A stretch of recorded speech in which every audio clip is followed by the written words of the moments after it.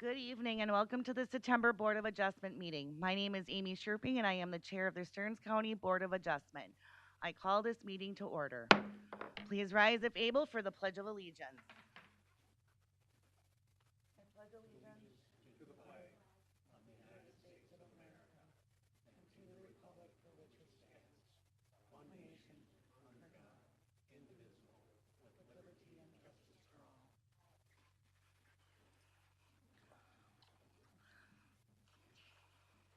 I will conduct a call of members. Barry, Present. Rob, Present. George, Here. Michael, John, Here. Dave, Here. and I am here as well. Please place all electronic devices on silent. All comments and testimony shall be directed to the chair. All persons providing information must state their name and address for the record. The meeting will run as follows. I will read the variance request, which will open the public hearing. While I'm reading your request, the applicant or their representative should come forward and have a seat in front of the board by the microphone. Environmental service staff will review the staff report and any correspondence has been received regarding the request. The applicant or representative will state their name and address, provide any input, corrections, concerns, comments. Board will discuss the request and ask questions of staff or applicants. Upon completion of board questions, I will ask if there is anyone in the audience wishing to speak to the request. If there is, that person should come to the podium, state their name and address for the record, and give their testimony. When all testimony is complete, I will ask the board members for a motion to close the public hearing. No further input will be taken once the public hearing is closed, unless recognized by the chair, or if any of the board members is seeking clarification. The board will review, discuss, and vote on the findings of fact. The findings are a series of questions that the board is required to answer based on Minnesota statute and the requirements of the ordinance. All questions must be answered in the affirmative by the board in order to grant a variance request. First agenda item is an after-the-fact request from Thomas and Diane Halsinger of Avon, Minnesota, from the Stearns County Land Use Ordinance 439 to leave as constructed an attached garage that does not meet the side property lines. Affected property is Lot 5, Block 1 of Weekman's, Farmdale Estates, Collegeville Township. Property address is 17885 County Road 9, Avon, MN 56310. Roll call. Which board members visited the site? Barry? No. Rob? Yes. George? No. Dave? Yes. Mike? Yes. John? No. And I'm a yes. Staff report. Thank you, Madam Chair. We did receive 2 comments about this request in support, and they are in the packet and a part of the presentation tonight. So we have an after-the-fact request from Thomas and Diane Holsinger, Avon, Minnesota, from Land Use and Zoning Ordinance to leave as constructed an attached garage that does not meet the side property line. Some background. The applicants acquired the property in 1984. The parcel is 2.45 acres according to the survey submitted by the applicants. It is in the R1 zoning district, and those setback uses and setbacks and uses apply. The property is a riparian lot on Kriegel Lake, recreational development lake, and Kriegel is on the list of impaired waters for mercury in fish tissue. Some history. In 1928, the primary dwelling was constructed prior to the official controls of the Shoreline Ordinance and prior to the Weekman's Farmdale Estates subdivision. 1984, according to the applicants, the 22-foot by 35-foot attached garage was constructed. There are no permits on file for this addition. According to the survey submitted by the applicants, this addition is 5.5 feet from the property line. 1992, a 26 by 30 addition to the dwelling was permitted. July 25 of this year, a compliance inspection for the existing septic system was submitted. The system did fail and will need to be replaced. Proposed, the applicant has applied for a construction site permit to build a 16-foot by 20-foot addition to the dwelling. The addition meets all the applicable setbacks but cannot be permitted until the unpermitted attached garage is resolved. The required side yard setback is 10 feet. The variance is being requested for 5.5. The request represents a 45% deviation from the standard. The proposed impervious is under 25% and not a part of this request. Collegeville Township, the Department of Natural Resources, and property owners within 500 feet have been notified. And the only alternatives that we have is to grant or deny the request. And that is all that I have.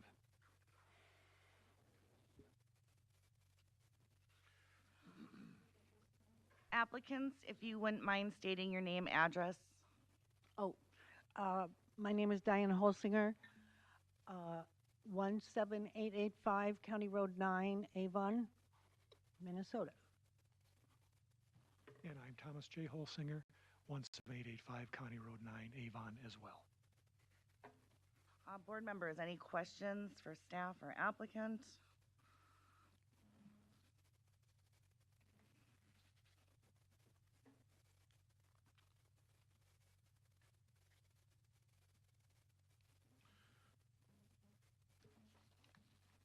Madam Chair, I have a question for staff.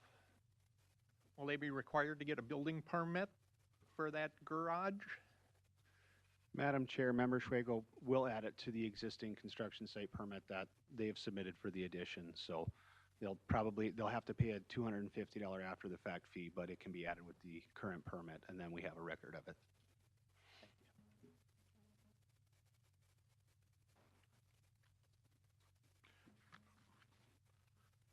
I guess, Madam Chair, I do have a question, just for maybe clarification or just curiosity. Looked like in 1984, the garage was attached without a permit. And then, what are we talking, 8 years later, there was an addition added with a permit. Why was one project not permitted and the other, maybe it's a question for the owner, I'm not sure. I'd like to answer that. We do believe that we got a permit for the garage, and it got lost. I mean, I don't know. We never saw the permit, you know. It's just the permit. I also wanted to say that the first property line that you saw, the aerial view, showed the property line cutting through the garage. This one is accurate. And on the other side of the property line is, we live in a very special place that has something called common ground, and that means all the owners own that, and it can never be built on. So it's not like we're going to have a neighbor or anything. Are you talking the property to the east? Oh, is that? Yes. Yes, that's Oh, all okay, common ground. Okay, gotcha. All right, thank you. Staff, I have a question. Can you clarify common ground? Mm-hmm. What common grounds? Oh, like what's illegal? What does it It's mean? in common ownership. Madam Chair, Shelley Benson, Environmental Services Director. The outlot is owned by all the people within the subdivision, so they own I don't know if it's 10 people and they own 1/10 of an interest in it.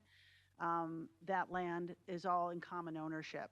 So It actually is 60 acres. so they all have an interest in that, owning that parcel. Typically, those are not built on unless the group or association agrees to do so, and then it takes all those parties to do that. They do have access to the dedicated public road, which is the county road. Just from years of experience and knowing how this works, my guess is people thought the fence line was the property line, and that was not accurate, and that's how things happen. And so now we're here to try to get it all corrected. And with our driveway, we got a variance for that. And we went around and asked all the property owners if they'd be there, because that was the original driveway. The variance would not have been from us. That would have been a request that they would have made to the common ownership group. So that wouldn't have been our requirement. But why is that lot in a private party's name? The lot, There's Outlot A? No, what you were just talking about, the common ground. Yeah, Outlot A, there's common ground. It would be in probably an association name or a group name. Oh, it's in a private party's name. I don't One of know. the Are other you neighbors, talking one about of the other Wickman? neighbors on the lake has a lake lot and their name There's on 14 this lot. There's 14 members of the Wickman Estates. Go ahead.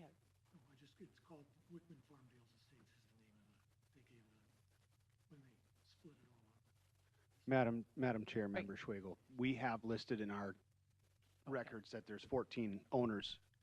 Each lot of the plat, the Weekman's Down the lake. Farmdale Estates, has a 1/14th ownership, and it is reflected in the legal description of those properties. So this property that we're looking at here tonight has that listed as part of the legal description. They have a 1/14th ownership of Outlot A of that. So in our system, we do have all 14 property owners listed for that common But in lot. the public one, you don't.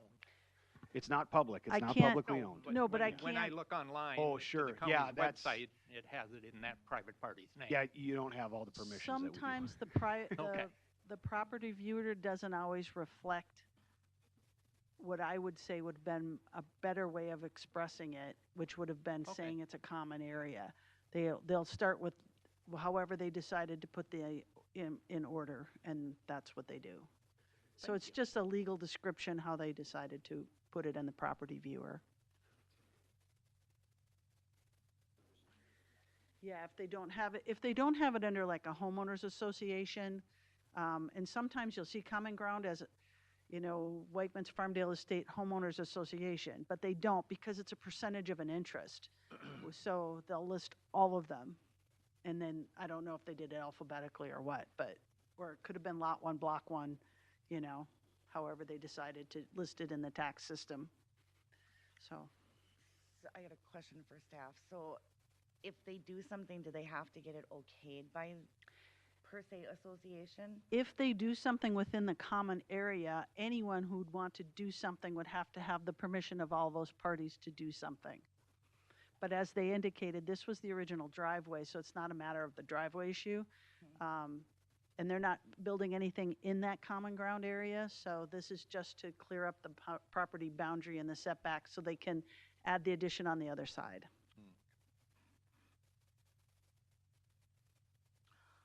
Board members, any more questions for staff or applicants? So curious about the sewer system, where you at with that? Well, we're,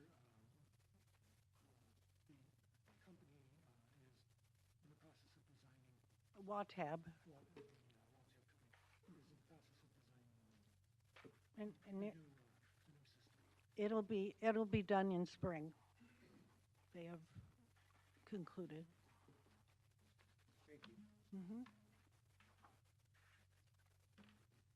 guys have any more questions for staff or applicants?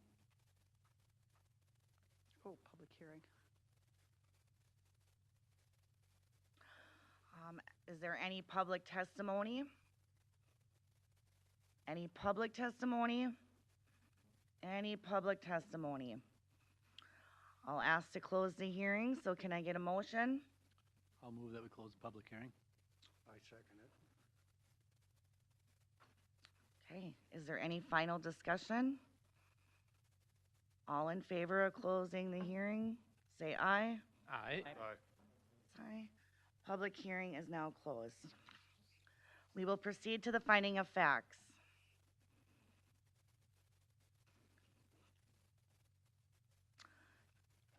So the request is to consider an after-the-fact request to leave as constructed an attached garage that does not meet the side property lines. Number one, is the proposed use allowed in the zoning district in which the subject property is located? Yes or no? Dave?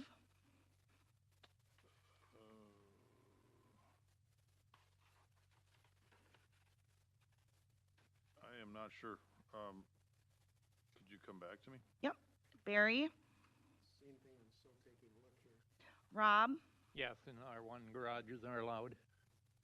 I'm also a yes. Mike? Yes. John? Yes.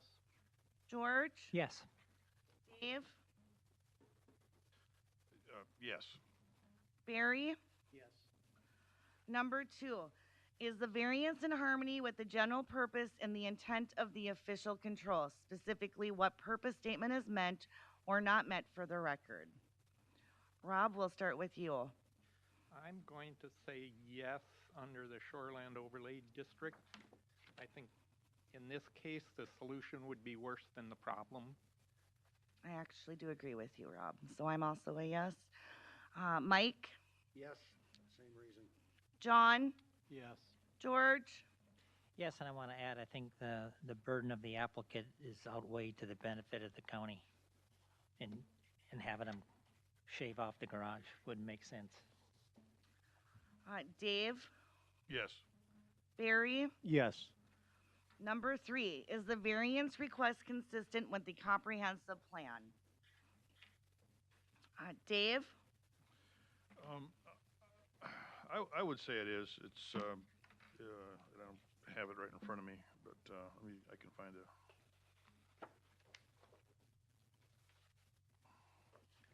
I'm sorry, that's okay. I'm going to say that yes under living goals number 3. Barry, I would say yes under living goals number 3 as well.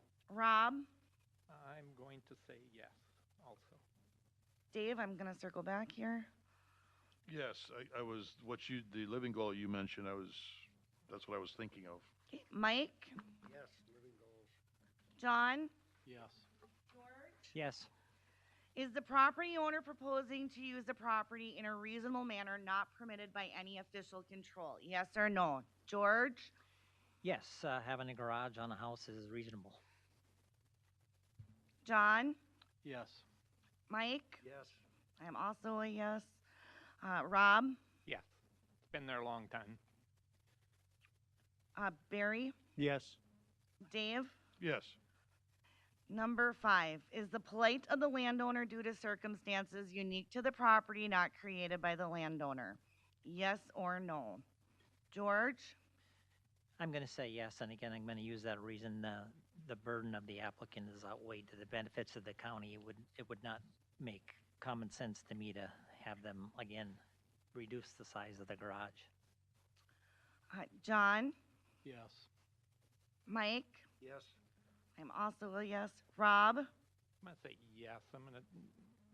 The circumstances with the common ground and the old fence line, I think that affected the location of the garage. I'm going to piggyback with you a little bit. So I'm going to say that the uniqueness is the common ground, like what they allow, what they don't allow. So, Barry, I'm a yes. Dave, Yes.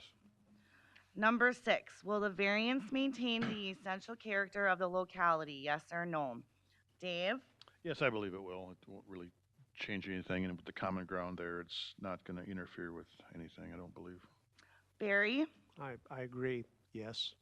Rob, Yes, it's been there for 41 years, so it's not going to change. I'm also a yes. I would like to just put on record too that there was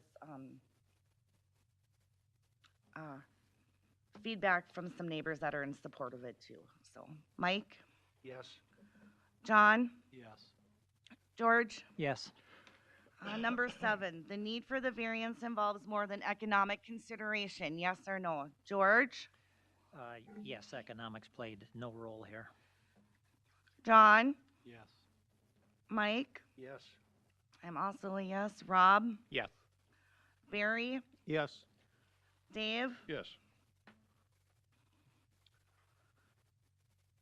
staff results. Madam Chair, we have all 7 questions in the affirmative. We will look for a motion to approve the variance request. All right, can I get a motion to grant this variance? I'll make that motion to grant the variance. Mike made a motion. Can I get a second? I'll second that. Second by Barry. All in favor say aye. Aye. Aye.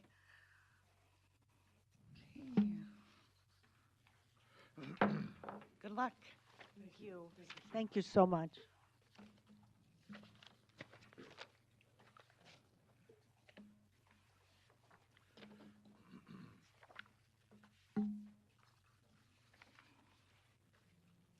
Our second agenda item is a variance request from Alexander Schaefer of Cold Spring, Minnesota, from Stearns County Land Use and Zoning Ordinance 439 to construct a residential accessory structure that does not meet the lake setback and exceeds the maximum accessory building area. The affected property are lots 11 and 12 of Hassling, 2nd Edition, Wakefield Township. Property's address is 16427 Canal Lake Circle, Cold Spring, MN 56320. Which roll members were able to visit the site? George? No. Dave? No. Mike? Yes. John? Yes. I was a yes. Barry? No. Rob? Yes. Staff report.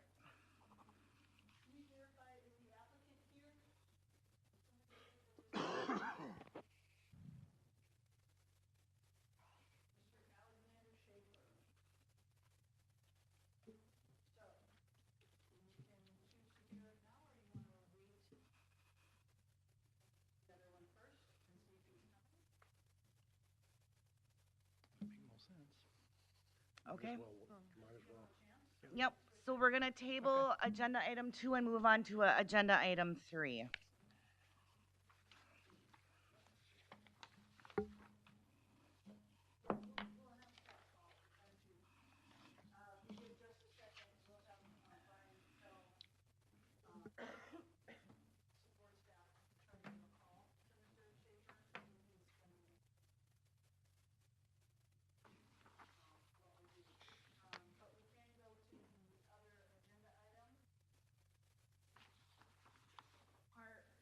Third agenda item is an appeal on administrative decision, Mueller's.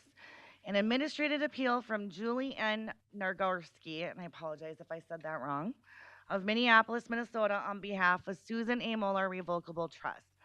Of the decision by Stearns County Environmental Services that a conditional use permit is required to construct an accessory structure outside of the designated 2-acre building envelope.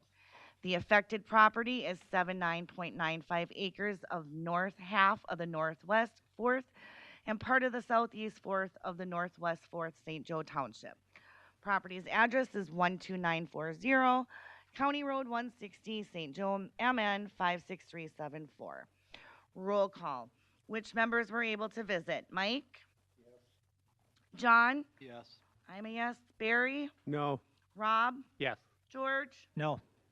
Dave? Yes. And staff report.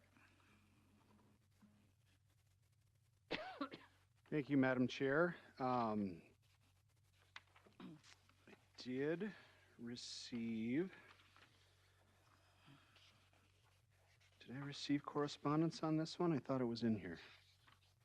Yeah, I thought I received correspondence on this one. I would have shared it with you. I would have shared it with you in an email if I received it. And maybe I haven't. So we'll go to the staff report. The staff report on this one's pretty short. It does contain a bit of information that was contained within an email that was provided to the applicant. I hope the board members had a chance to read that email as it went through the basis for the staff decision. Again, to reiterate, the applicants are appealing June 16, 2025 decision by Environmental Services that the proposed structure location in the construction site permit application P-032149 submitted June 6 would require a conditional use permit as it does not meet section 7.33.1 of Stearns County Land Use and Zoning Ordinance 439 for the placement of a structure within an established building envelope. And that's basically what I have. All right, applicants, at this time, I'll have you state your name and address. Good afternoon, Madam Chair. Julie Nagorski with the DeWitt Law Firm, here on behalf of the applicant, which is the Susan Mueller Trust. Susan Mueller, the trustee, is also here. She's a little nervous, so she asked me to speak on her behalf, and if you would allow that, I would appreciate the opportunity. So the Muellers have owned this parcel for about 5 years on County Road 160, and they have a beautiful house. Anyone that went out there saw it. They've put some sweat equity into it. They're hardworking citizens, great residents of the county. They have wanted now to build a shed, and so they started the work to do so, reached out to the county, tried to ascertain what was required of them, spoke quite a bit with David Nett in the Environmental Services Department, and they were told that they needed to provide a location for the building that was consistent with the building envelope requirement of the ordinance. Mr. Nett helped them design a building envelope that they thought was permissible under the ordinance, and it constitutes less than 2 acres. The Mullers were then told that what they wanted was not permitted by the county. Mr. Muller sought meetings with Mr. Nett and otherwise to ascertain what the problem was. I came up, met with Mr. Nett as well. We, at that time, sought a meeting with Angie Berg, and she was not available. So we had some communications with Mr. Nett, but not with management or supervisors in the department. After that meeting, we were told that the application would not be permitted, and I said, do we have some official decision of the county? And that's when we received the email from Angie Berg putting forth the county's position and writing, so we knew what we were addressing here. Because we knew that what the Mullers want is permitted by the ordinance. What is not clear is why the county believes that it is not. The issue is a building envelope. And what is a building envelope? A building envelope is a design on the land, if you will, that shows where the buildings will be located.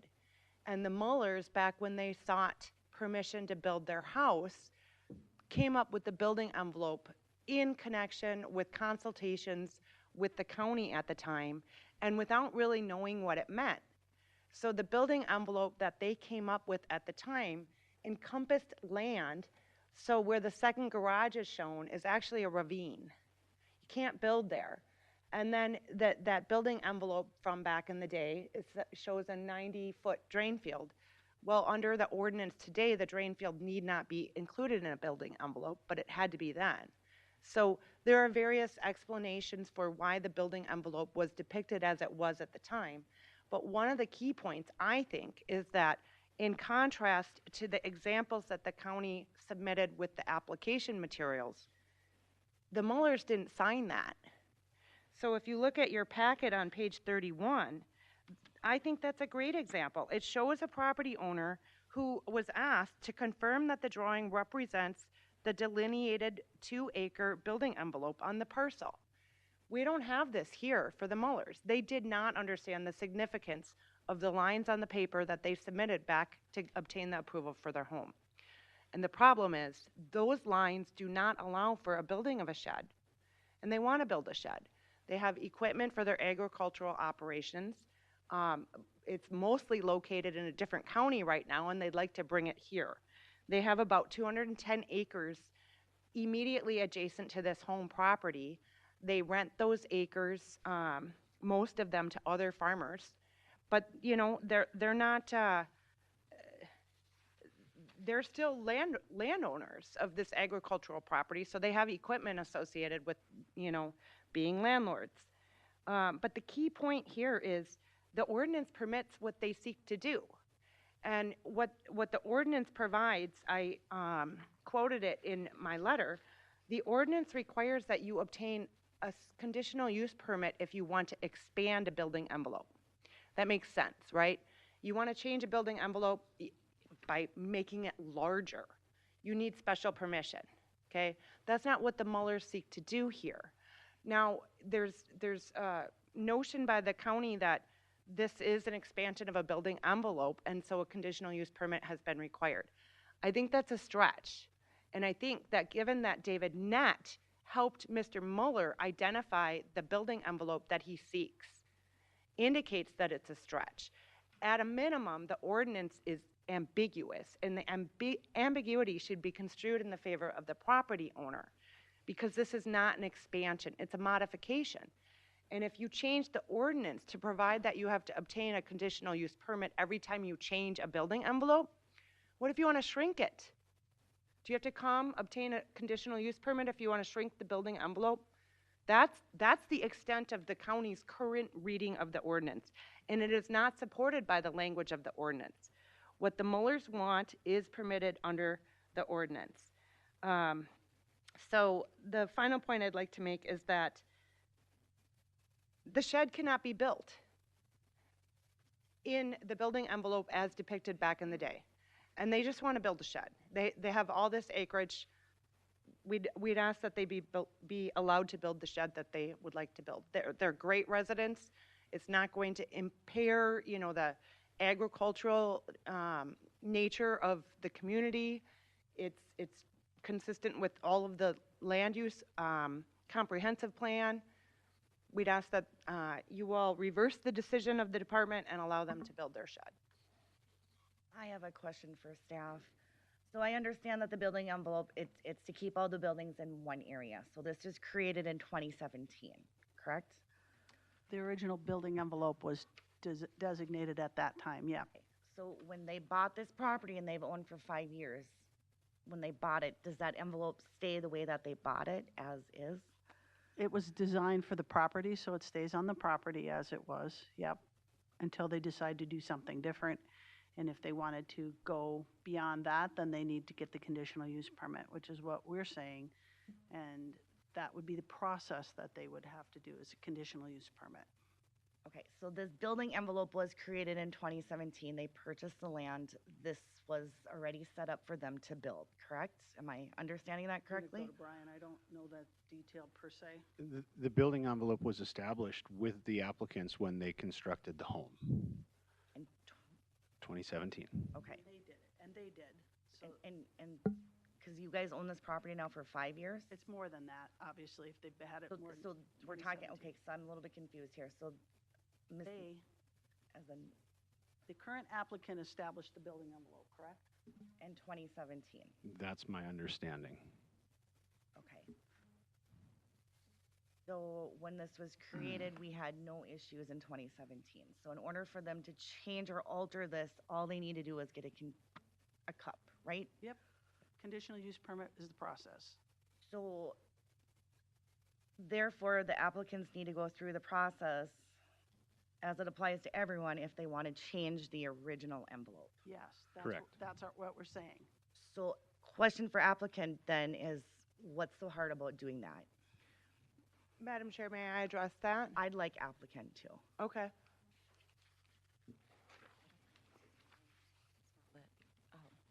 My name is Susan Muller. I live at 12940 County Road 160. And we own 210 acres. And we have kept that area very pristine, very rural, very beautiful. We are not looking to do anything more than what we believe we should be able to do on the acreage. We haven't encompassed that entire 2 acres. I don't understand. We have no feasibility to be able to move it here or move it there. I don't understand why a conditional use permit is required. What is the fear? I'm sorry. I think it's the fear is The fear when you is- deal with large buildings like that, they can be put to other uses than agricultural. and I understand what And you're Stearns County has experience in that issue. that, and I totally. I'm just going to tell you, I would like my husband to eventually retire. We do own a lot of equipment to help with agricultural, and we have a skid steer. I don't know if you've been out there. We have a dozer. We use that to all move dirt and earth and to keep everything like it should be. We're not looking to start a business. We're getting to that point where we'd like to slow down. 3 years ago, I had 3 tumors removed from my head, and it was a life-changing experience. Our family would like to settle down and relax. My husband does own other commercial properties. If that was something he wanted to do, he would buy something in a commercial area that wasn't in a rural area where other people are living, our neighbors, who we respect, and we would never want to infringe upon them. We have no intention of doing that. This is the only feasible option for us to build a shed legitimately on that property. I don't understand why No the one's saying at this point that you can't build that shed. They're just asking you It's a to get different an- process. to go through a different process. It's So the then we're county's not way of saying- you all of a assuring sudden that you're going to decide- use it for agricultural purposes. what happens Because if they know you, there's a wedding reception coming up in a week or so in a hay shed. So That's the county's way of keeping you at your word. That's all it is. I respect that, but So, as I was driving here today, I thought about, okay, so I have a driver's license and I have a white car. Now, let's say I want to get a gray car, or let's say I want to get a second car, and the DMV tells me, nope, you can't do that with your driver's license. You need to get a passport. That's how they see this. They want to do what's permitted, and the county is saying no. And I would also add that the initial envelope is not reviewed by any elected officials, right? I mean, nobody participated in that process. That burden was on the applicant. They drew out the building envelope. And their ignorance of the process doesn't really factor into the matter here. The fact that they didn't understand it, that's not the county's problem. Right, but my point is that there is no, oversight by the county commissioners or the Board of Adjustments or the Planning Commission with respect to the designation of the initial envelope. And that's why it makes sense to require a CUP when you want to expand it, but it doesn't make sense to require a CUP when you want to modify it. Because there is What's the no... difference? What's the difference between modifying and expanding it? Well, the ordinance used the word expand, and I think words matter. It doesn't say Why would anyone modify. shrink a building envelope? Give me one example why a person would shrink an envelope. Maybe if they divide a property and they want 2 acres here and, I don't know why someone would shrink it, but that's what the Mullers are proposing because the ravine is unusable. Right, but that's where they chose to build. That's where they chose to put their envelope.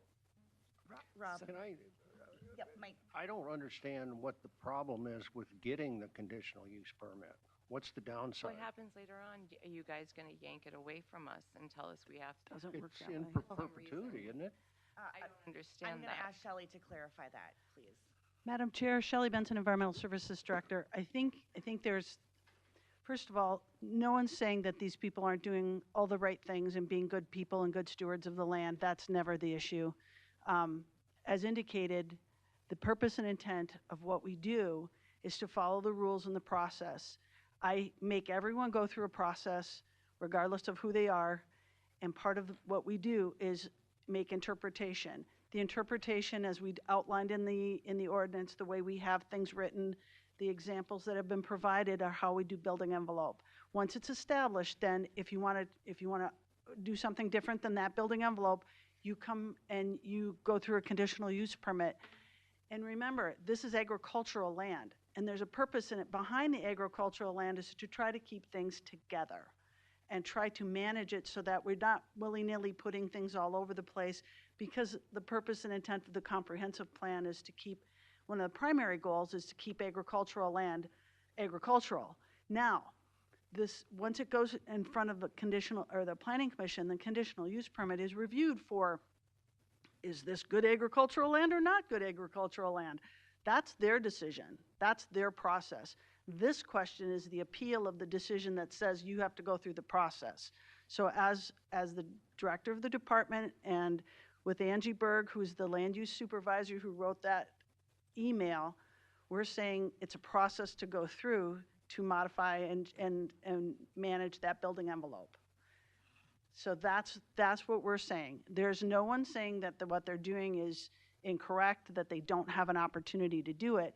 And once you get a conditional use permit, that stays with the property in perpetuity, right? So even if it would burn down, they could build it back because they have a conditional use permit. There's no one saying you can't have it in that location. And typically, conditional use permits are permits that are granted, assuming if there is too large of an impact, they would add conditions to it, right? They may adjust it, they may ask questions about that use of the building, that kind of thing.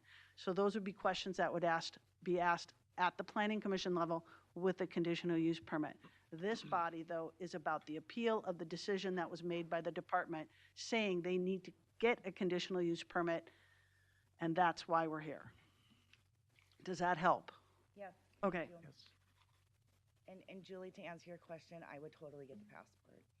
You would get the passport? Totally would. to drive on Minnesota roads. Well, once again, I don't understand what the objection is to getting the conditional use permit. I think part of it is delay, okay? So they wanted to build a month ago, and they've been delayed, and then delayed, and delayed. And they received the decision from the department just after the deadline for application for a CUP had passed. And so this seemed like the shortest route to be able to do what they want to do, which we do believe is permitted by the ordinance. The ordinance does not use the word modification. It uses the word expansion, and expansion is defined.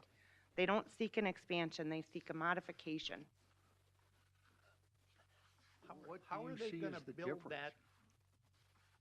that 5,000 square foot shed without expanding the envelope?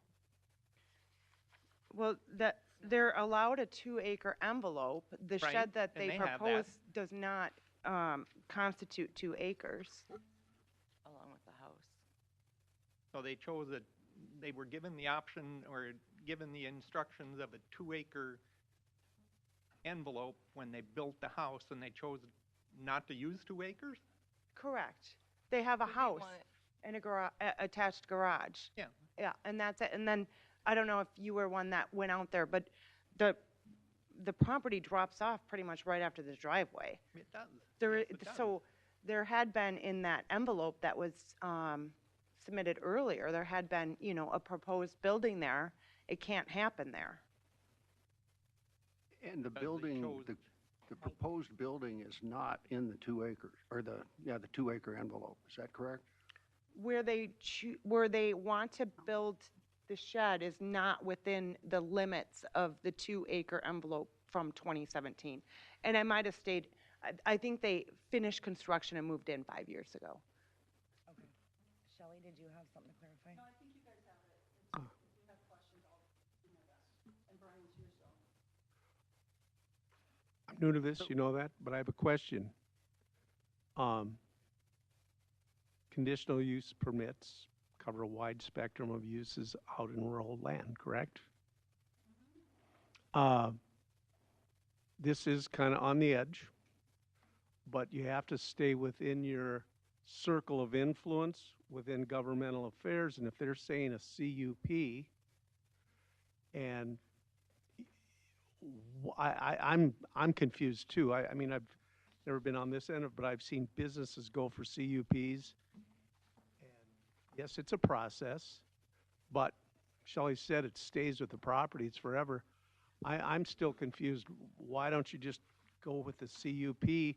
Because that's really in the wheelhouse of that department, not ours. Am I correct on that? I better turn it on or they'll get mad at me. That's correct.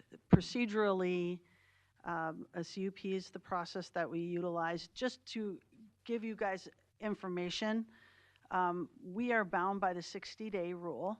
So we have to make our decisions within 60 days. So someone puts in an application, that's when the clock starts, right? They put in an application, and then we go, oh, does it meet or not meet? Okay, then we look at that, and we go, oh, there's a process you have to do. Here's a different, sometimes applications don't, the time frame requested by the applicant and the desire of the applicant don't always meet all the rules in the process. So we're not saying that they don't want to do it quickly. We understand that, but sometimes we do have to work within other requirements, and not every permit happens, within the 2 weeks or 3 weeks. Sometimes they take the 60 days or the 120 days if we extend those requests or there's other pieces involved. So we have within government the opportunity to use all those days to issue permits. We try to make sure we work with applicants, and that is a process. And I do know that sometimes we're right at the edge of a deadline, but it does take the time that it takes. Can you put a copy of the statute 7.331? Do we have? Can you ju-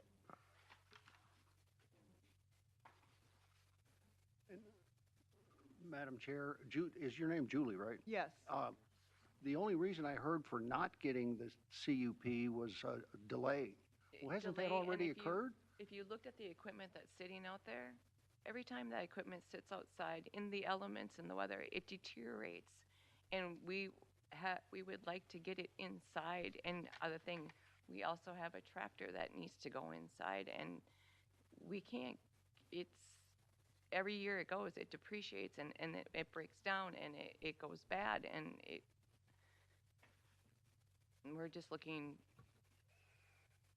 to put I think things everyone on the away. board agrees with you that no one's telling you you can't build the shed. Yeah, I guess my comments would be, I don't know if it's probably directed to the applicant. It appears to me you're hung up on the definitions of a modification and expansion, and your objective is to get this done. And if you want to accomplish your objective, you do the CUP. That's the route to do it. I agree with the attorney, what you said in your paper. I read it all several times, that I think the ordinance could be clearer. But where we're here tonight, today, hearing all the explanation about why it exists, for me, you can get to your destination by doing the CUP. Why get hung up on this fight over the ordinance and about the definition of expansion versus modification? May I address that? Yeah, sure. I think that a conditional use permit application involves additional burden on the applicant. There are, multiple items that one needs to obtain and submit in support of the application. There's cost associated with it, and then there's delay. And then also there's the issue of, we believe that this is permitted as of right. So all of those, I would say. I still think you're losing sight of the objective. Staff, I have a question. It's been maybe 2 or 3 years since I've dealt with a Stearns County conditional use permit. What is the cost of getting a CUP from start to finish? I don't recall it being a very exorbitant cost. Just round numbers would be fine. I think the current fee schedule has it at, I want to say 800, 850, similar to a variance. I don't have it, I don't have the fee schedule in front of me, and I can't remember all the dates, but I know it's less than 1,000 now, but in 2026 it will be more, because fee schedule change is happening for 2026, so if they want to apply, I would do it now. The county's fee is only one component of the cost to the property owner. I just assisted Rochelle Muller with the CUP here in Stearns County, and there are drawings that are required, and so it's either the homeowner comes up with the drawings or the homeowner hires a professional to come up with the drawings. Would the Mullers have to hire a surveyor to prepare a building envelope depiction? All of those are additional costs above and beyond the simple application fee. So a comparison was made between expanding the envelope or modifying it and a CUP? I'm sorry. Cost? The cost? Yes. I didn't do a detailed analysis, Sure. but yes, they believe they've submitted what they're required to submit for this application, and they believe that to obtain a conditional use permit, they will have additional costs above and beyond the fee that the county imposes.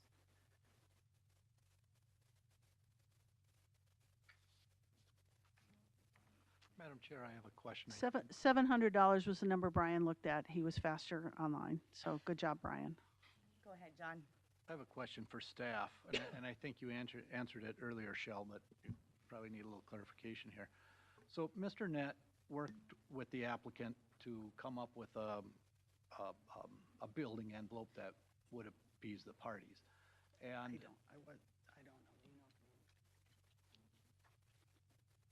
Yeah, I don't know that it was to appease, I just believe it was to make. okay, to poor choice of words, that he thought was acceptable. His superiors, I guess, felt that it wasn't. If you go to page 12, I'm assuming that's the building envelope. Is that correct?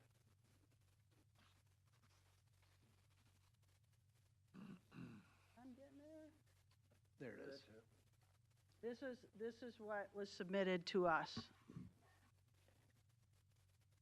And Mr. Net worked with the applicant on that to come up with that? That's at least what To be honest, I don't want to say that yes or no, because I don't know. I don't want to, heard that from the information that was in here. I'm but not I going to could be wrong. disagree that he Okay. did or didn't, because I Okay. don't know the answer, because I didn't ask Dave, and I The- should have asked him. The initial envelope was that sketch that you showed prior, correct? That was it?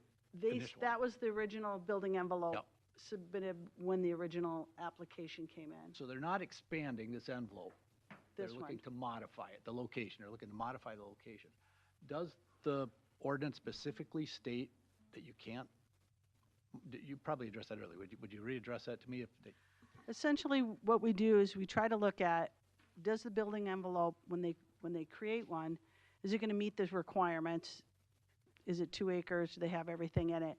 When they want to change something, if they can do it in a way that makes sense, that it's all still together and within an area, that would be something that we have looked at previously, where we've kept things tight together.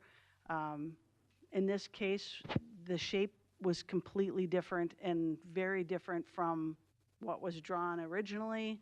So as department head and as the supervisor, both of us agreed that it didn't meet the intent of building envelope. So that's why we said what we said. Mr. Wicker, to your point, I will tell you 2 things. One is, this is page 12, the building envelope is from Beacon. I don't know if you know Beacon. Yep. Okay.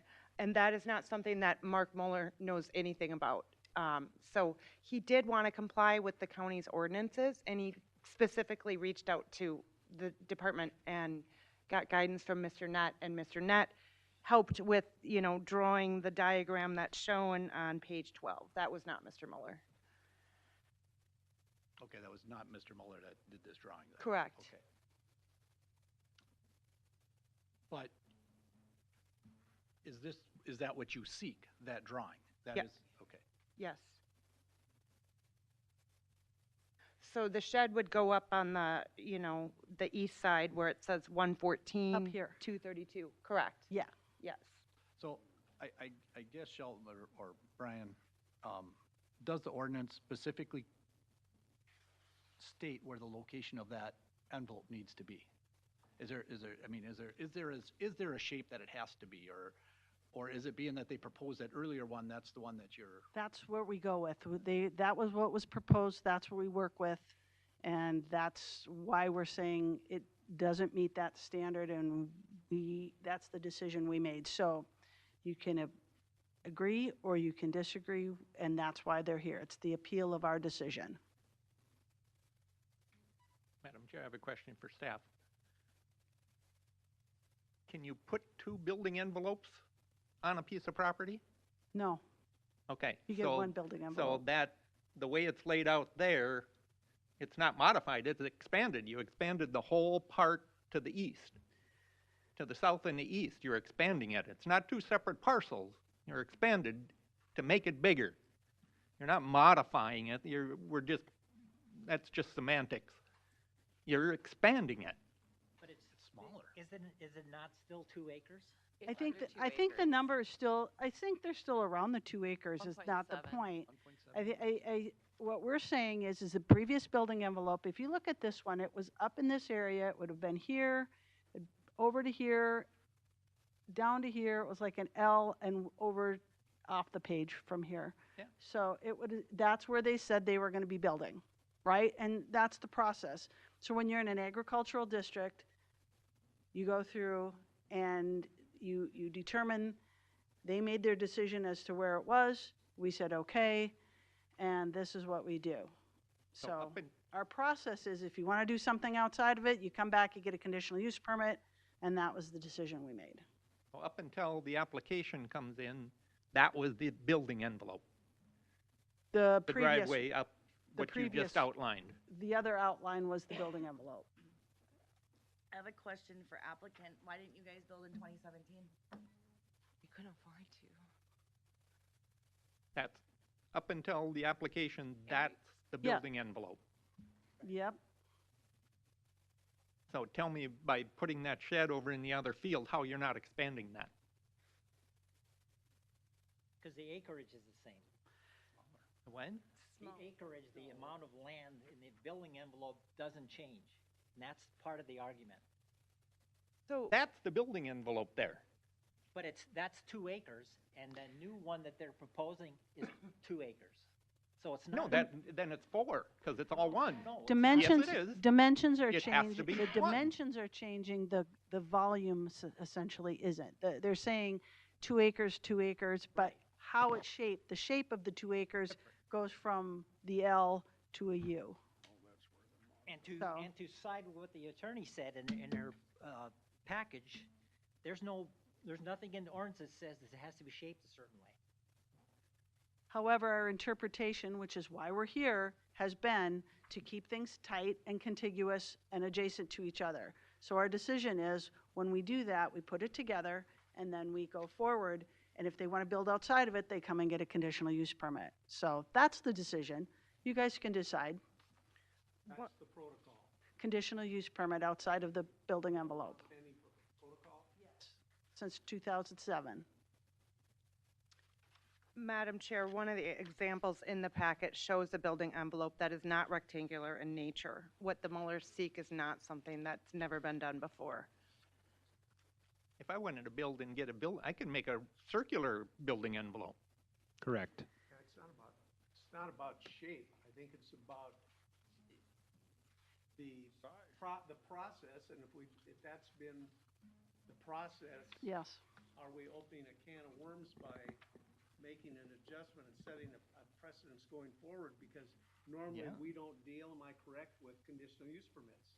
Yeah, conditional use permit still would be outside of your venue. That would be the planning commission and then the county board. Correct. Yeah, so Okay. yours is to decide the appeal, which is within your purview by statute. If we make an administrative decision, and you know because you've had one not that long ago, when an administrative decision is made, if someone disagrees with that, they have the right to come in front of you as Board of Adjustment. So that's why they're appealing. The ordinance. So I'm going to make a point here. So if you, and I printed this out this afternoon. This is right out of the ordinance, the paragraph 7.33.1, and it says when a conditional use permit will be required, and talks about the score of the land, if it's good land or not, or for an expansion of a building envelope. But in this case, they're not expanding the building envelope. It's staying the same size, it's just a different shape.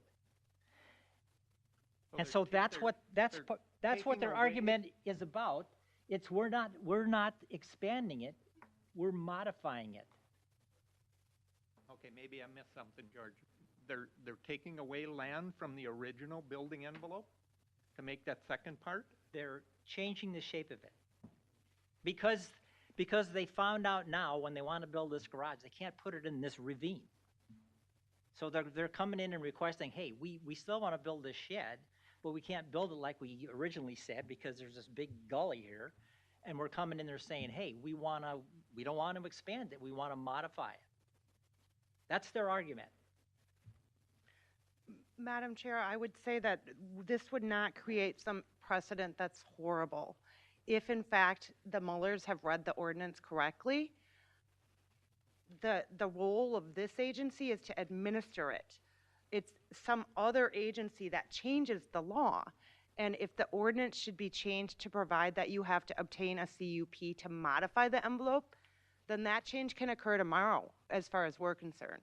But what the law says is a CUP is not required to modify a building envelope. It's only required to enlarge it, and they don't seek to enlarge it.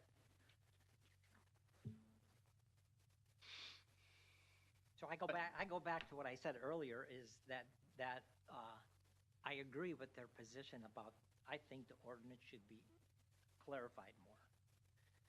So, I guess I misunderstood it, but I agree with you on that. yeah. I didn't know they were taking away from the original envelope and flopping it over to the other side. Right. The whole acreage doesn't change. And so, in my mind, what we gotta decide is, hey, because maybe because the ordinance is not clear enough, maybe to get them going, maybe we should say, hey, maybe we should allow them to do it. I mean, they're gonna get to that destination one way or the other. What facilitates them based on this ordinance that's not probably as clear as it could be? I'm going to have to disagree with you, George. Well, that's what we gotta consider. The process is in place. And nowhere in the statute can you show me the word modify. But they're not expanding. They're not But can expanding. they legally modify? What? Can they legally modify? Modifying, expanding. Madam Chair, Madam Chair, Brian's got a definition. from ordinance 439, under definitions, definition of expansion. Enlargement or intensification means any increase in a dimension, size, area, volume, or height. Any increase in the area of use, any placement of a structure or part thereof where none existed before. Takes away the modify. Area of use, it obviously fits under that definition of expansion. It says increase in the area of use. They're not seeking to increase the area of use. The land is idle on the other side, except for the house. Madam Chair, I think, and it's my understanding, and I wasn't here in 2007 when this came about, okay? The whole idea of building envelope but it was actually about use and expansion of use, which is why they try to keep them, shape-wise, it's not a shape issue, do they try to keep things together so you're not intensifying use and expanding use area. So that was my understanding from what I asked staff that was here in 2007 with the comprehensive plan changes that were happening and then the ordinance amendments that came from that. So those were the changes that happened prior to me being here, but that's my understanding. And it does fit with what Brian read for that definition. I think the definition covered it. Are there any more questions from board members? Any more clarification needed? Madam Chair, maybe I have one question. When did you initially find out that the environmental services was going to require a conditional use permit? I think Would that not be over by now? No, the decision was announced by David Nett, like the day after the deadline for a conditional use permit application. How Yeah. often does that occur? Monthly.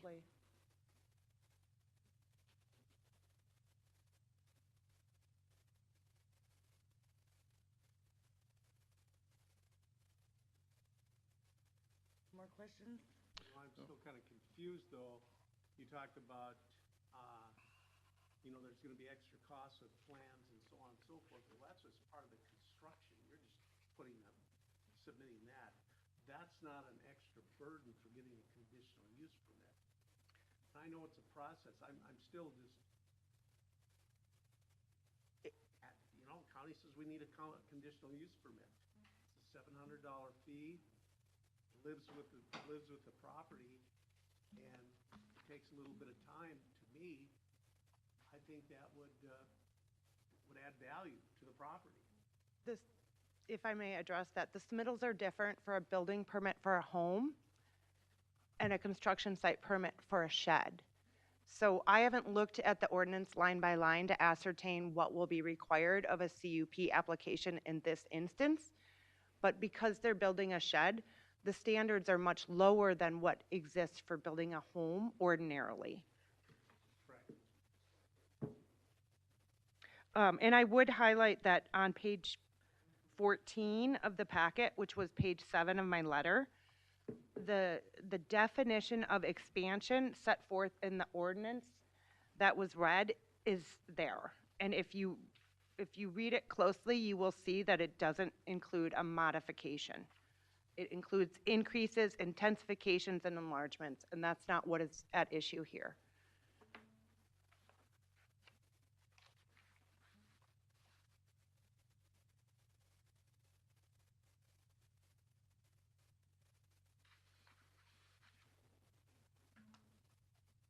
All right, are there any more questions or answers? Question for staff, just, this is, I have a shed in my backyard. This is way more than a shed, but, and I'm not, I wouldn't be opposed to it being built, but what ability does the county, does the county have to control this building or shed becoming an event center or something like that without a CUP? Well, again, if they would want to do something and they have a structure and they want to then take it, let's just say that a structure exists already, right? Right. Once it's built, they decide to do something with it, they're still supposed to come in and get a permit for a change in use. If they take it from equipment use and then they change it to another use, they're supposed to get a permit for it.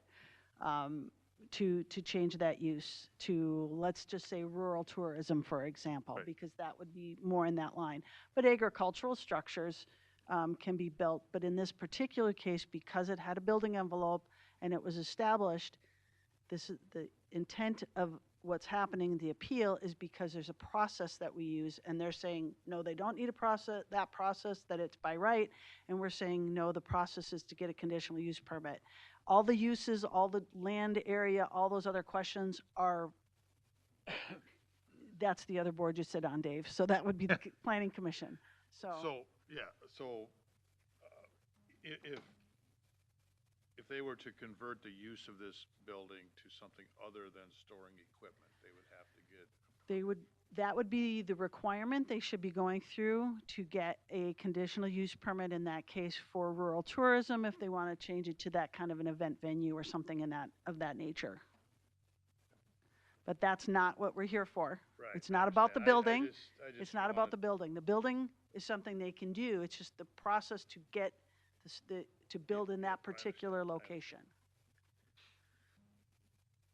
What I've strayed my mind, it's an important decision we'll be making here. We're being asked to change a procedure, waiver on a procedure of something that's been in place since 2007. Am I correct? Essentially, you're requesting an appeal of the decision that we've made on the process related to that, yes, from 2007. That's been the ongoing process since Yep, and 2007. interpretations that we've made, yes, Interpretation is a conditional use permit. yes. Correct. I still have the fear that if you set a precedence, it's not this board's job to say yea or nay on conditional use permits. Right, and this isn't that. This is the appeal of the decision that was made in the letter. So they're appealing that decision. So they're saying it's by right, and we're saying that it's a process to go to CUP. So if you've answered your questions, we can go to the next step. Okay. They're not appealing the process. They're not changing the process. They're, in my opinion, what they're doing is they're saying the county didn't follow their ordinance because they're not requesting an expansion. They're requesting a modification of the building envelope. So what they're saying is, we don't have to get a CUP because you didn't interpret your ordinance correctly. Right. That's it's a decision. It's interpretation of this of what we're doing, and this is how we've interpreted since 2007. All right. But I think it begs the question, incumbent upon the county, that we should maybe, that's not us, I would assume it's the county attorney, look at that language so there's more No. clarification for the benefit of people that are building and for benefit people that sit on this board. Legislative body will address those issues, yeah. We can do that in the future, but this is the decision that's in front of you today. Okay. But if you read the definition of enlargement in the attorney's letter, means any increase in dimension? No. Size? No. Area? No. Volume? No. Height? No. Any increase in the area of use? Any placement of a structure or part thereof where none existed before? That falls under the definition of enlargement. Well, we've had some spirited discussion here, and it's down to square footage, right? When you did a No. construction, it was a square footage or acres or whatever. But we have to protect the land from with our agricultural hats on. We're just shifting the square footage. I'm just gonna go 200 square feet this way. I'm just using that as an arbitrary number. We're putting it over here, but we're not enlarging. And I agree, you can't put a building in a ravine, and there's nothing wrong with a ravine if we want to preserve the agricultural land, because in theory, you could haul in fill and be within your building envelope. Am I correct in that? I think the ravine is 70 feet deep. They filled It's pretty deep. Okay. But you could. It has a lot of But then again, we're not telling them they can't build it. You guys. Let's cut it off. Okay. All right, let's see. Is there any public testimony? If there is, I'm going to have you come up, state your name. How many of you plan on speaking on behalf? Just 2 of you? 3 of you? 4? You guys are all going to get a limit of 10 minutes up here then, okay? Yeah, just come on up, line up, that'll work. State Right. your name and your name and address for the record, please. My name is Todd Tyson. I live 13127 County Road 160, which is just across from the Mullers. We've had a great relationship. I have no issue with the shed. It's all technicalities. I'm not judging who or what has to happen. I do have a personal question, because we're going through a process with the CUP. We'll see you guys in a couple weeks, but it went from just a standard building envelope or what to a CUP. Is there a provisional use in between that? That's, No, there's not a provisional use in this case, okay. but good question. Yeah, I just was curious. Thank you. Thank you, Todd. I'll have you state your name and address for the record. My name is Rochelle Muller. I live on 12463 County Road 160. I'm also a neighbor, and I just went through the whole process of a conditional use permit. And let me tell you, it was not easy. It was really stressful. I cried a lot. So when people say it's not that bad, it's pretty bad, and it's a really long process. It's really expensive, and with the help of my parents, I wouldn't have been able to do it. And I had a great committee that was super nice and didn't belittle me, and it was a great process, but it was stressful. My dad came from nothing, built his whole life just to have this property and this home where that field that you want him to build his house or whatever you want to call it, that's where we play softball with the whole family. That's where my dogs run freely. It's a yard, and we don't want to put a shed there because that's where our family hangs out. That's where we make memories. I don't think him putting the shed on the other side should affect that. So I think he should have it.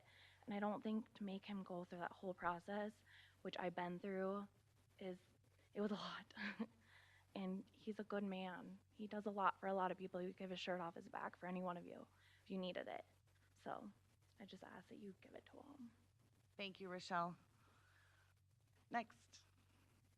My name is Dustin Muller. I live on 21707 County Road 75 in Clearwater. But I just kind of want to make the point. I get that the environmental was saying that they have their own process back since 2007. But I would say since, as far as you guys were saying, that definition wasn't clear. So I understand you guys have your own process that you guys have been going by. But for them not to have any counseling when they initially did their drawing for where they're gonna build everything, like, they had no understanding of your guys' process that's not written down, or for them to look at. So I would say the lot, you know, the ravine's unbuildable, they're building their shed as close as they can to the other side of the ravine. So I'd say they're making an effort to keep everything close together. So I just want to make that point. Thank you, Dustin. State your name and address. Rudy Zimmer, 28489 133rd Avenue. I have adjoining land with the Mullers, and I know all the land they own, and I know where the shed's going. I think should be built. They're good neighbors, and yeah, it's not gonna hurt nothing, I'll tell you that. Up the tax value. Yeah. Thank you, Rudy. All right, is there anyone else for public testimony? Anyone else? Madam Chair, I just have a comment, and I will defer to your judgment of some of the folks that testified tonight. I have a professional relationship with my business. Is it proper that I should recuse myself from the vote?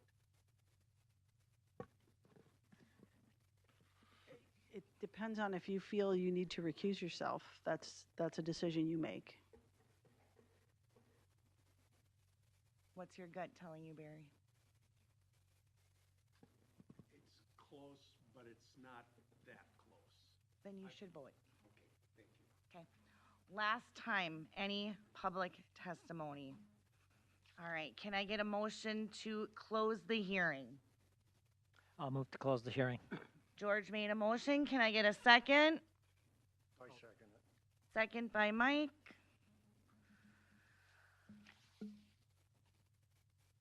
You get a vote. All in favor? All in favor, say aye. Aye. Opposed, say aye.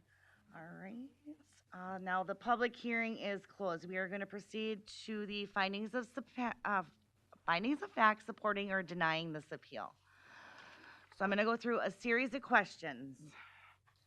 Number one, what is the intent of the zoning ordinance as it relates to this appeal? I'm going to say that the building envelope is to keep buildings in one area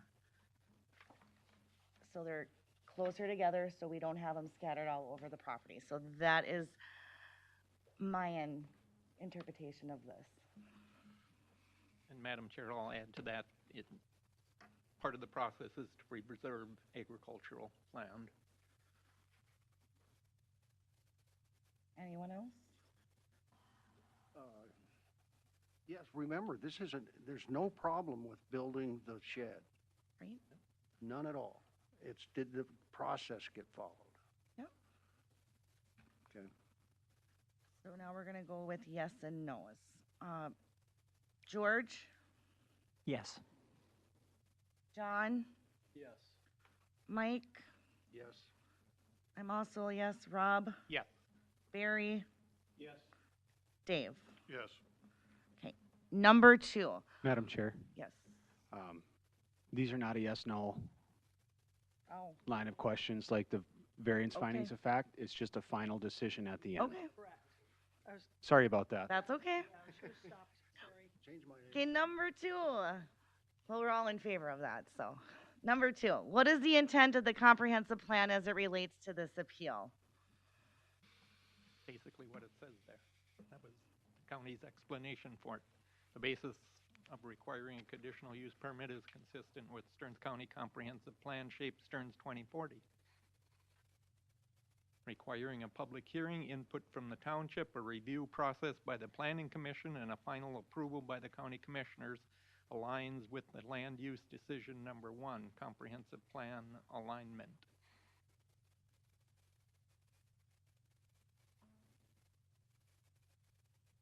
Does anyone want to add anything to that? I don't. Okay. Number three, what sections of the ordinance apply to the subject at hand?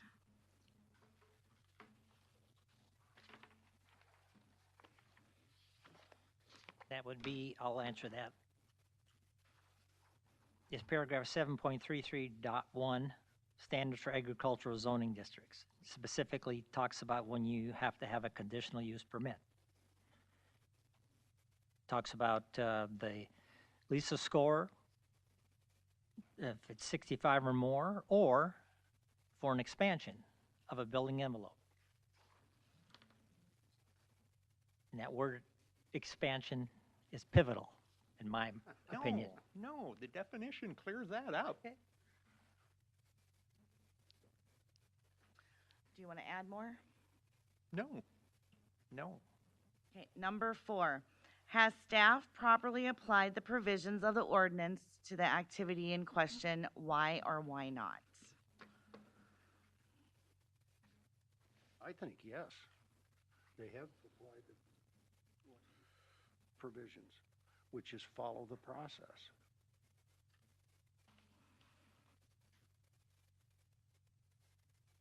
I concur with that statement.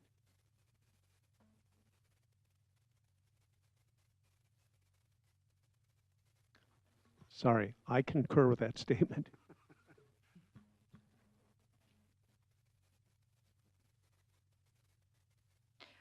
Anyone else want to add?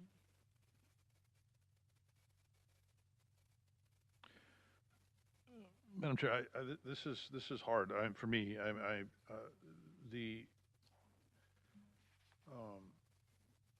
we're talking about the building being constructed within the building envelope that was established. They're not looking to expand beyond that. And at the same time, it's hard for me to second guess staff when they've been making decisions on this. This is one case out of I don't know how many they see like this. I don't know, but they're asking to do something within the existing building envelope, is what if I understand it correctly. No. They want to modify the building envelope so they can build the shed.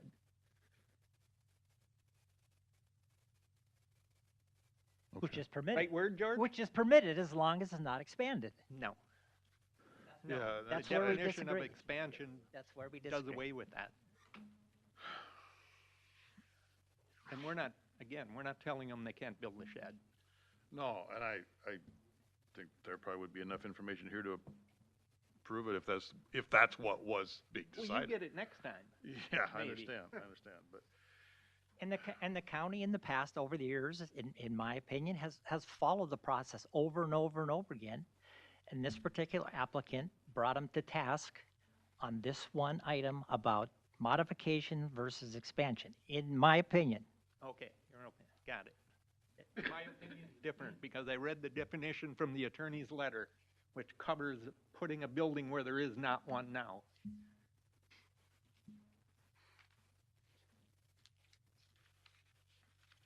Madam Chair, all right. you know, the question, has staff properly applied the provisions of the ordinance to the activity in question? My answer would be yes. The issue is the ambiguity of the ordinance, and that's where I'm a little hung up on that. I agree with you.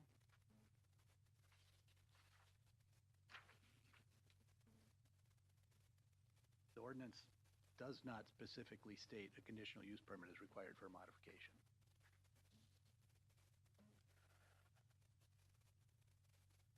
So I need a motion. To what? So you can either uphold the appeal that they're requesting. So uphold means that you're going along with what they're requesting.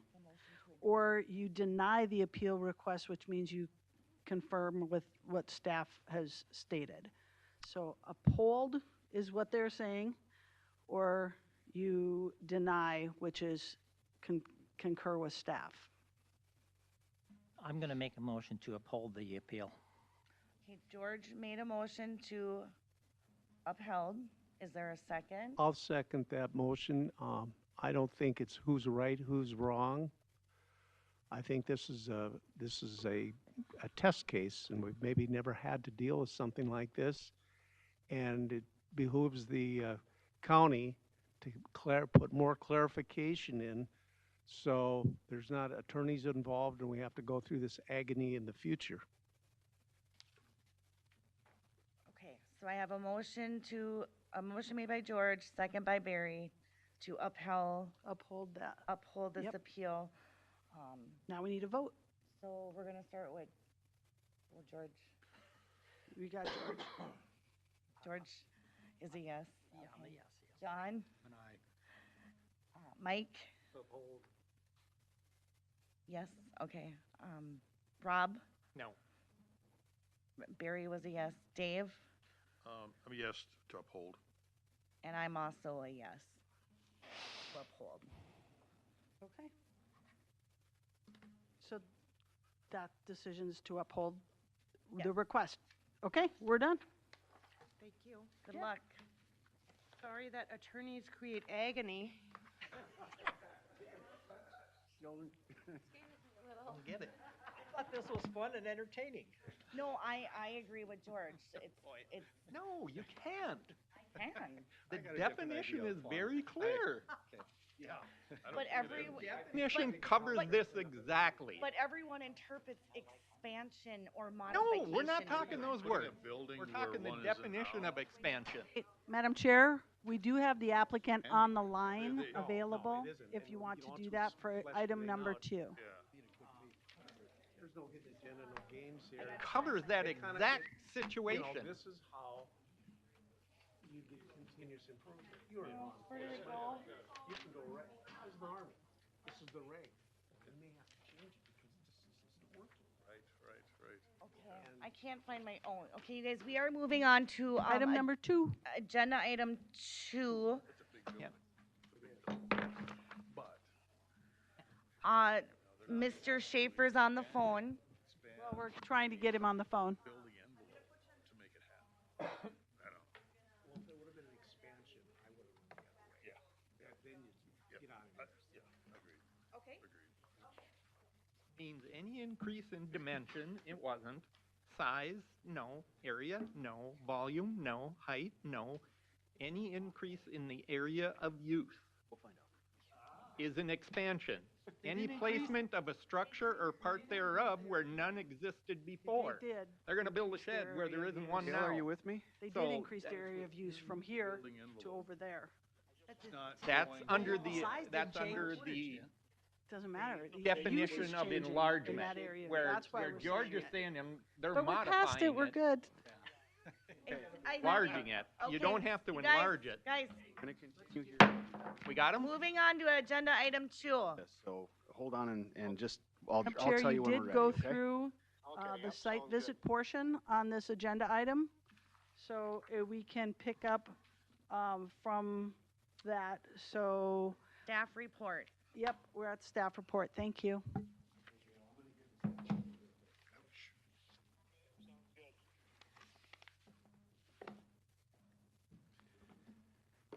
All right, Madam Chair, I did not receive any correspondence for this request.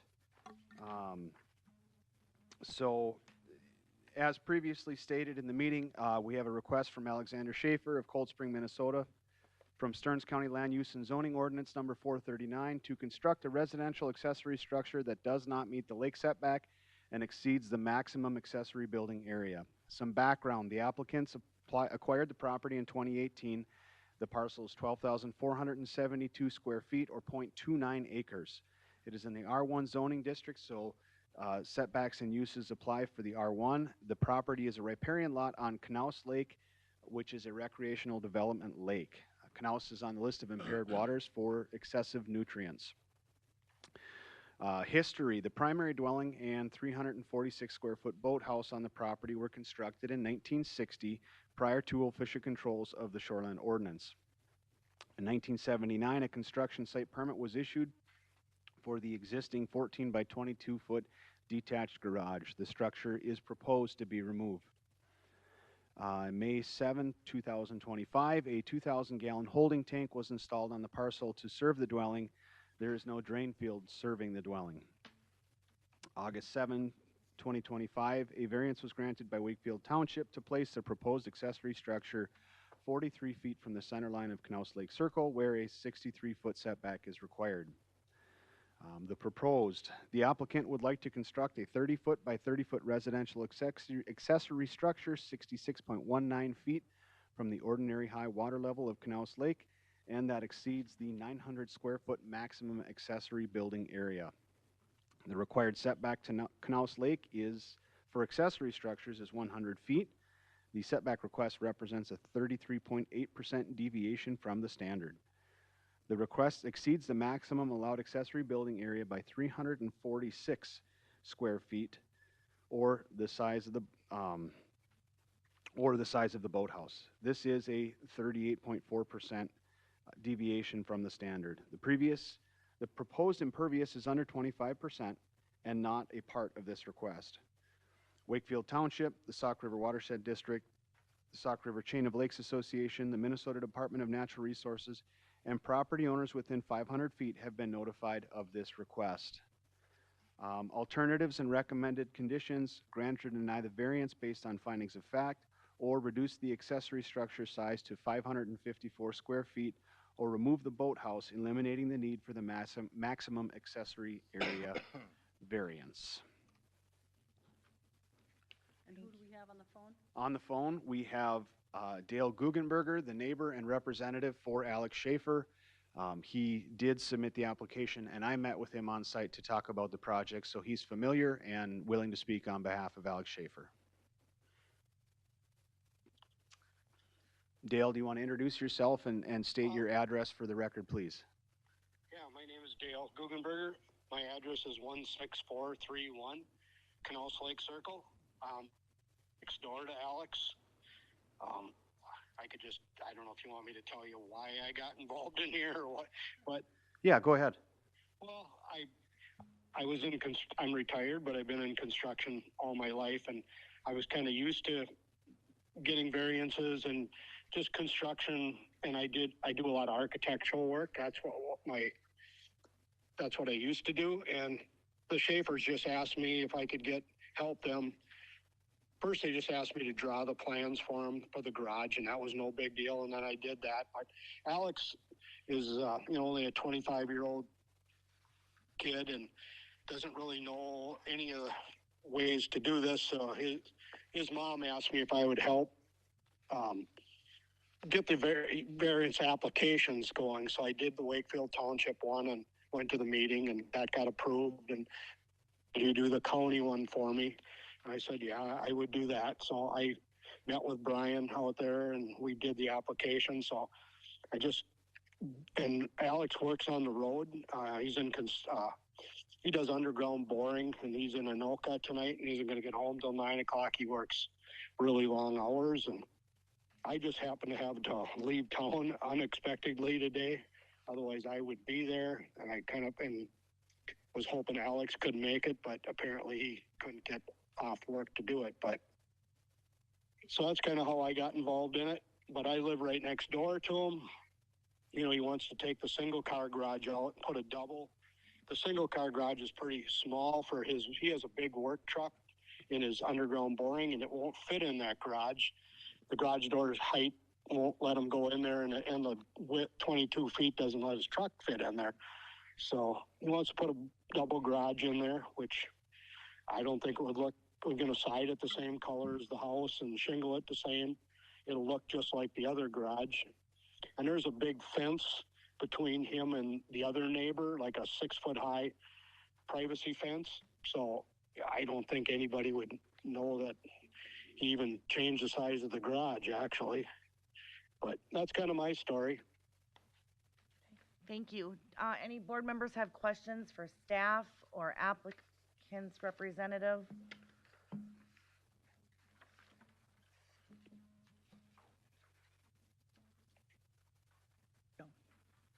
Yes, I did go there. Yes, I did. Yep, we answered that already. Oh, we did that already? that The first before, part, yep. okay, I'm sorry. Yep. I do have a question for, Okay. I know impervious cover is not an issue, but if they went 30 by 30, do you know what the impervious cover would be? Shelley, can you pull up the survey, please? It would go left a little bit. Go left a little bit. It's right, it's bookmark. Stop, go right.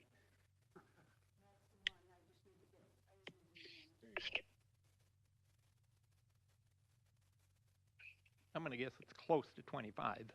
Yeah, it looks like 24.9%. Okay, so 1/10 of 1% under.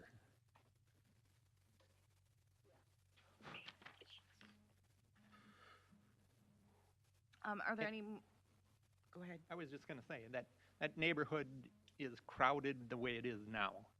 And if they put a 30 by 30 on there, it's really gonna be crowded. And it's not like they don't have options. They got a lot of options. They could put the 30 by 30 and remove the boathouse. They could reduce it to, probably a 22 by 25.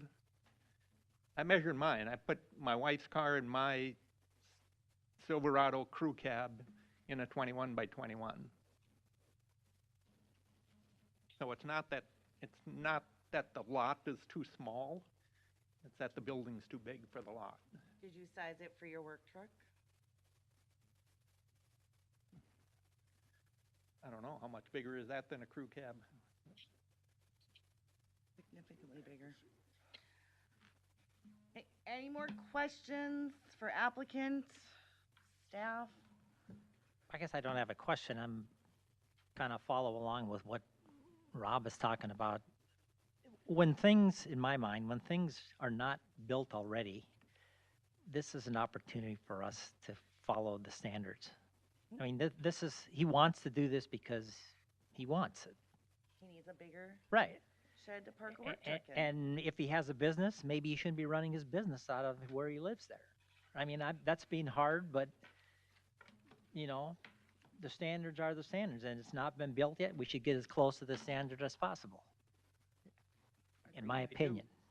Is that, And I do appreciate the applicant getting the okay from the township to move it farther away from the lake, closer to the center line. So they're doing a good thing there, but by putting a 900 square foot on that little lot, they're not even, I figured it, 0.29 of an acre. The 900 applies to up to a half acre. So they're 48% size-wise and want to do the 900. Right. Over 900. Just a question for staff. Is the removal of that little boathouse, is that being seriously considered or not at all? Madam Chair, Member Swanhorst, I don't think the removal of the boathouse is really has been a consideration. That's up to the applicant, but it's my understanding that they want to keep it, which is why they moved forward with the variance request. Any more questions for applicant or staff? Is there any public testimony at this time? If they remove the boathouse, that gets them closer to being in compliance? No. Madam Chair, Member Kirchhoff, if they remove the boathouse, they would then have that square footage available and could build the 30 by 30 detached accessory structure. They would still need a variance to not meet the lake setback because the lot is just not deep enough to meet the 100-foot setback. Well, lake property, we have a responsibility to ensure that the lakescape, I'll call it for lack of definition, is dignified. I agree. And if the business, and I understand business, I deal with it every day, there's choices you have to make. And, the luxury of not having to rent a place to keep your work truck or your equipment, there may be some trade-offs there. And the question is, you have too small a lot. Are you willing to give up the boathouse so you can, and I can imagine, he puts in long days, nobody's denying that, but to have the luxury. He drives a work truck, so he does have the option of leaving his work truck at. That's his vehicle, that is his vehicle, his work truck is his vehicle. So I could just chime in on the boathouse removal. We did look at that, but when Brian was out there too, the boathouse, you'd have to see how unique this is. The boathouse is actually, the lot has a real steep grade to the lake, and the boathouse was built like in 1960, but it's built into the bank, and it actually is like a retaining wall. The boathouse acts as a retaining wall to the lake. So, I mean, it would be a major impact, to take that boathouse out. We'd be looking at a major shoreline restoration permit, because we would be disrupting that whole lake shore, and we'd be having to build a brand new retaining wall to replace the boathouse. So I think the impact would just be devastating to take that boathouse out, and the expense to not only take it out, but then to put it back to hold everything back up again. I don't think that if you guys, if you looked at that, you'd probably say, well, we shouldn't do this, because the lakeshore has been established so nice since 1960, and now you guys are going to tear that all apart and rebuild it. And I just don't think that is an option, and that's kind of why we're not removing the boathouse. Otherwise, we probably would. If it was just sitting on top of level ground, I think he'd be all right with taking it out. But I just don't think it's advisable to take that boathouse out. Well, I don't think we're trying to pressure him into doing it, but it's an option. You can't come in and say, this is all I can do, when you have options. There's different ways he can go with this building project. Right. Yeah, I think we started with a 30 by 30 garage because that's when we inquired how big that garage could be, and we were told it could be 900 square feet. So we went with 30 by 30, and then as we got into the project, I think when Brian came out, that came up as the boathouse was being added on to that square footage, and we weren't aware of that when we started this whole thing going. So, but he just, he just liked to build a bigger garage. And when you see how these houses are out there and how close all these houses in that Canals Lake Circle, the garages are to the road, and you get so many people parking there. When you have people over, everybody's parking on the road. And it's just, that's kind of a tough thing too. And, by giving him a bigger garage with a wider driveway, he can pull all his guest vehicles off the road and not have them parking on the road. I just don't think it would be a devastating thing to have them put a bigger garage in there. I've lived out there for 45 years, and it sure wouldn't bother me, and it don't bother any of the neighbors that garage would be a little bit bigger than what the one is there. Thank you. You guys. Madam Chair, I don't know if this is a question for staff or who. And full disclosure, I did not have a chance to drive by this property, but when I look at the picture and I'm looking at I don't know what number this would be, like 53 out of 117. I look at the houses or properties next to the subject property, and they're both quite large. Is this lot that this Alexander Schaefer lot, is that significantly smaller than the other lots of the neighbors? Are they similar? Do you know? Well, the lot's quite a bit bigger than mine. I only have 80 by 80, and his is like a lot and a half. He's got one of the bigger lots as it turns the corner. Then most of the neighbors coming to the west are only 80-foot wide lots all the way down there, and his lot is bigger than that. Okay. Yeah, Do we have any more questions for applicant, representative, or staff? For the representative of the applicant here, which property, you probably identified which one you were earlier, but which property are you in location to the applicant's property? Which direction? Yeah, he's that one. Yep. Which one? Okay, that one there. Okay.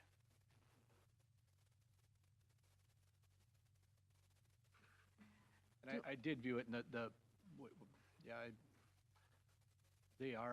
it's rather clustered together, and yes, on each side, Dave, they are substantially larger than the building than what his. I guess I'm just looking at the consistency of it, and it just. Yep. And if in fact a lot I don't believe it would be out of place placing it there. It would look pretty natural. What I'm thinking is the Schaefer House, is that his name, Schaefer? Yeah. I understand that they're expanding the existing garage, but, and it's according to the applicant's, it's a larger lot than the others, and those other houses are filling it up pretty good, so I don't know. Consistency is where I kind of fall. Madam Chair, attachment is also, so you're seeing some of these are attached garages in the neighborhood versus a detached accessory. So that, I mean, they're kind of sporadic, just so you keep it in mind.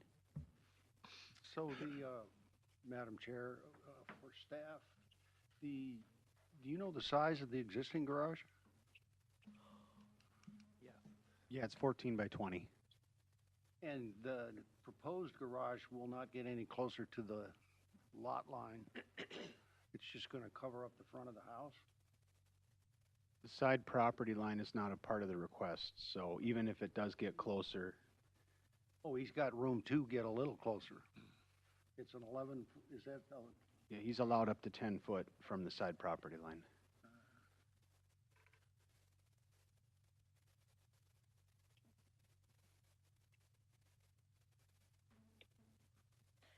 Do we have any more questions for applicants, representative, or staff? Is there any public testimony? Any public testimony? Any public testimony? Can I get a motion to close the hearing? Move to close. Okay, Dave made a motion. Can I get a second? Sure. Mike made the second. All in favor, say aye. Aye. Okay. We are going to proceed to the finding of facts questions. The variance, yep, Were we gonna treat them separate or do them both at the same time? there's only one. There's only one. I thought it was a setback from the lake. The variance request is to consider a request by to 30. construct a residential accessory structure that does not meet the lake setback and exceeds the maximum accessory building area. So that's two issues. It's one. It's the same, Member Schwagel, it's the same structure, so it would only be one request. It just doesn't meet two standards. So if you were to deny the lake setback but approve the square footage, he still couldn't build because it wouldn't. Okay, I see. Does that make sense? Okay. Okay, number one, the proposed use is allowed in zoning districts in which the subject property is located. Yes or no? I'm a yes.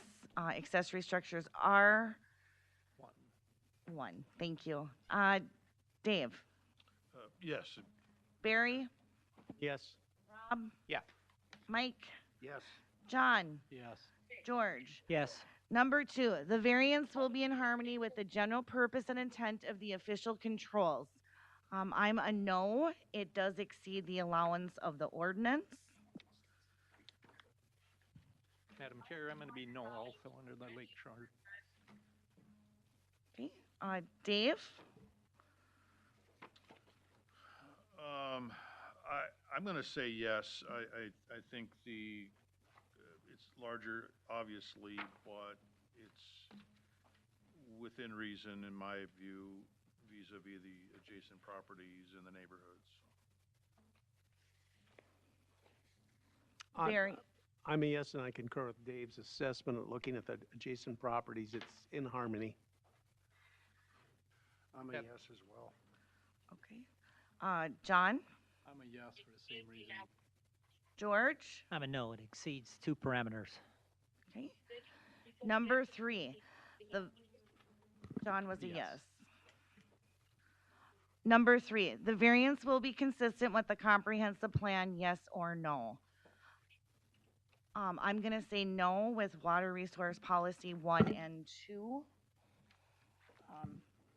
One is to adhere to adopt plans and regulations that maintain, restore, and enhance the county's water resources, and recognize the relationship between land use and water quality, and continue to support water quality improvements through land use plans and regulations.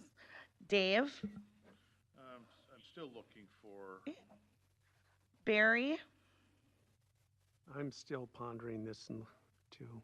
Rob, I'm going to say no under nature goals. Number 1, preserve, restore, and protect important natural systems and natural resources.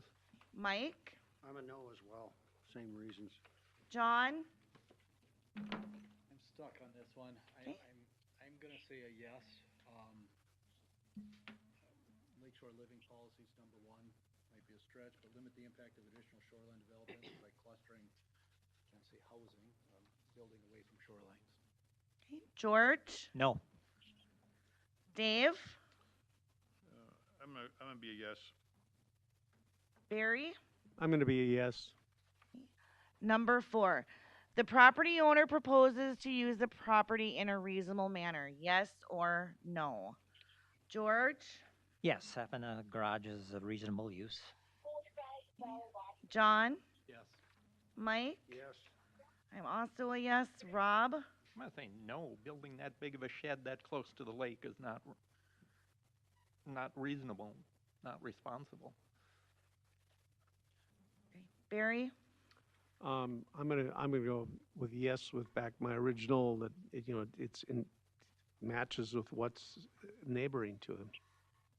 okay. Dave, Yes, it's consistent. okay. Number 5, the plight of the landowner is due to circumstances unique to the property, not created by the landowner. Yes or no? Madam Chair, I'm going to say no. He's the one building the shed too big, too close to the water. Has nothing to do with the lot. Not altering that in any way. No, I do agree with Rob. The landowner is proposing something that's not allowed, so I'm also a no. Mike, No. John, George, Comes back, yeah. No. Dave, Barry, No. John, I'm gonna say a yes. I think the boathouse is a little unique. You think he's willing to remove it, but it could create a bigger problem. And he would be in compliance if the boathouse wasn't there, and it just don't seem prudent to remove the boathouse. okay. Dave, I'm gonna say yes as well. okay. Number 6, the variance, if granted, maintains the essential character of the locality. Yes or no? George, I'm going to say yes, although I didn't visit out there, just looking at the map there are other structures similar. John, Yes, it's consistent with the. Mike, Yes. Rob, Yes. Barry, Yes. Dave, Yes. I'm also a yes. Number 7, the need for the variance involves more than economic consideration. Yes or no? Madam Chair, I'm going to say yes. Economics were not part of the discussion. Okay. Dave, Yes. Barry, Yes. I'm also a yes. Mike, Yes. John, George. Yes. Staff report results. Madam Chair, we have 2 no's out of the 7, so we need to see a motion for a denial. Can I get a motion to deny the variance request? I'll move to deny the request. George made a motion. Can I get a second? I'll second it. Second by Mike. All in favor, say aye. Aye. Aye. Opposed, say Aye. aye. Call, please. On the All vote. in favor, say aye or raise your hand. So if you're To deny? In favor of the to deny. denial. Yep, in favor to deny, raise your hand. And then opposed. Okay, got it. Okay. Moving on to, where did it go? Say goodbye. Yes. Dale, you there? Agenda item number 4 is upcoming appointments. George from District 3 and myself from District 5. We are eligible for reappointment. If you are interested. So I did get a call from Jeff Bertram. Okay, and so the board is somewhat imbalanced. I don't think he has anybody from his district, if I recall. You, okay. Okay. So he asked me what I thought, and I said, Jeff, it's totally up to you. I said, I enjoy being here. It's kind of fun. I think it's fun. But if you need to rebalance some way, I'm perfectly okay with being off. So are you going to put in an application so that it can be like, appoint when you are available? Sure. Okay. Is that what I have to do? Yep, you need to put in an application for that, and then you can put in an application. So is it specifically just for the Board of Adjustment then, or is this that application that gets filled out for the? It's for anything, but just check Board of Adjustment. Okay. We're- Yes, I'd be interested. This is a 2-year term? 3? You're on 3 years. Am I really? Whoa. Dang. Maybe I'll say You're no. special. Yeah. Yeah, boy, that went fast. Okay. Agenda item. Where is that form? Where will we find that form? Online, I'll make sure to send it to you. Okay, thank you. Will you just email me too, Shelley? Can you not use my county address email? Thank you. Agenda item number 5. I do need an approval of the minutes from our previous meeting. Were there any amendments or corrections to the minutes from that previous meeting? Can I get a motion to approve? I'd move to approve the minutes. Okay, Dave made a motion to approve the minutes. Can I get a second? Second. Second by George. All in favor, say aye. Aye. Can I get a motion to adjourn this meeting? I make a motion to adjourn this meeting. Mike made a motion. Can I get a second? Madam Chair, I'll second it. Second by Rob. Meeting adjourned. As a chair,